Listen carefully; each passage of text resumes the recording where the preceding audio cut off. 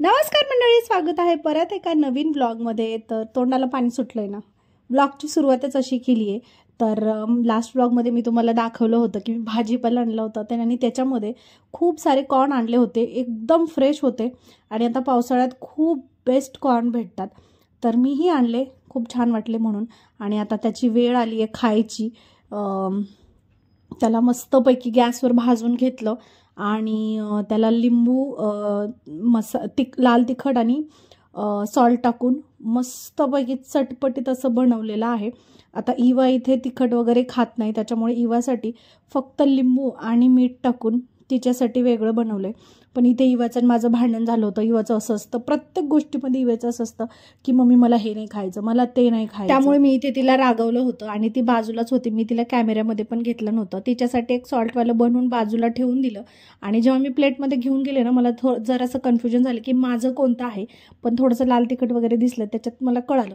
बरं, आता आम्ही 3 प्रकारचे 3 बनवलेले, एक जास्त स्पायसी, एक थोडं स्पायसी आणि एक बिलकुलच नाही, म्हणजे सॉल्ट टाकलेलं.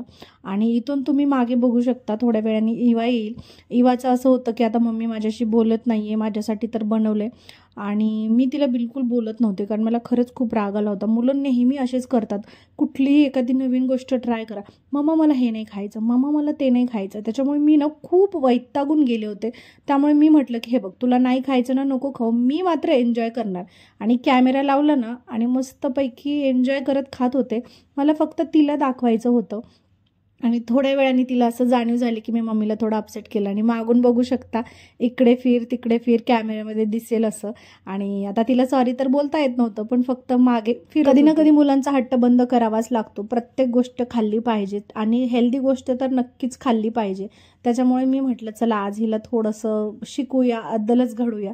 आणि बघू शकता मागे मग कंटिन्यू तिच्या फेऱ्या चालू आहेत की मम्मीचं लक्ष जाईल किंवा कॅमेऱ्यामध्ये मी येईल. आणि शेवटी आली ती माझ्याकडे. सॉरी तर काही ती बोलत नाही, पण मी म्हटलं चला आता मी एवढं बनवलं तर एकदा टंग लावून बघ, चविष्ट लागतं का नाही.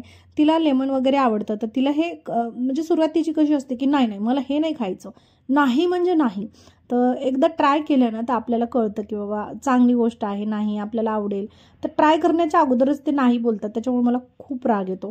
तर इथे तिने ट्राय केलं, तिला आवडलं ते. आणि तिला खायचं नव्हतं, पण एक सॉल्ट वगैरे असल्यामुळं, लेमन असल्यामुळं तिनं माझ्यासाठी एक थोडंसं खाल्लं. आणि एक अर्ध्या तासाच्या नंतर मी ते तसंच ठेवलं. नंतर मात्र तिला जाणीव झाली की आता हे चांगलं लागतंय.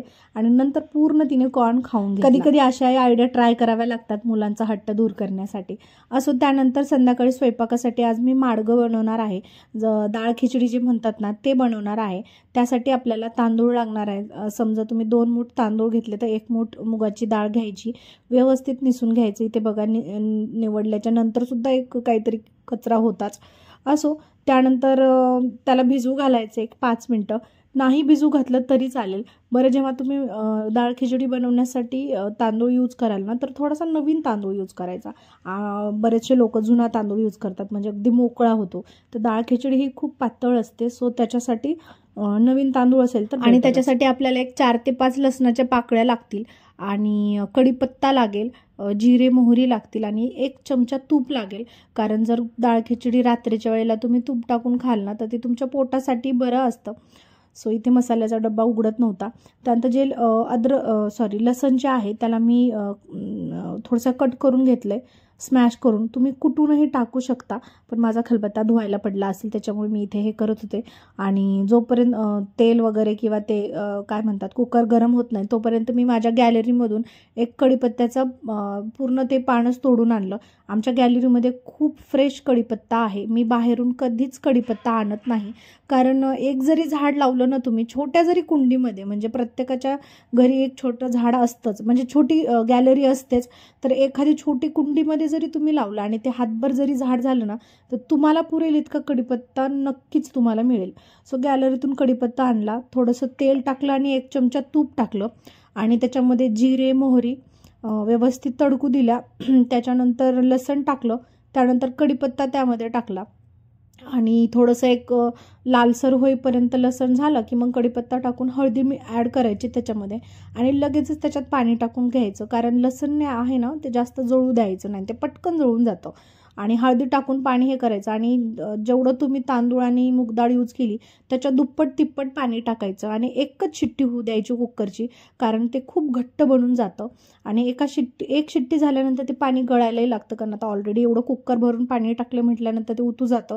तर ते उतू जाण्या अगोदरच गॅस बंद करून टाकायचं आणि एकदम एक नंबर माडगं तयार होतं.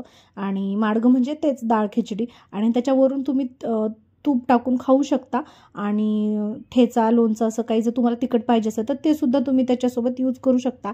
जर तुम्हाला स्पायसी नाही पाहिजे तर तुम्ही सिंपल आणि इझी रेसिपी आहे, नक्की ट्राय करा. चला, आजचा ब्लॉग आवडला असेल तर लाईक करा. भेटू उद्याच्या ब्लॉगमध्ये. Thank you for watching. बाय.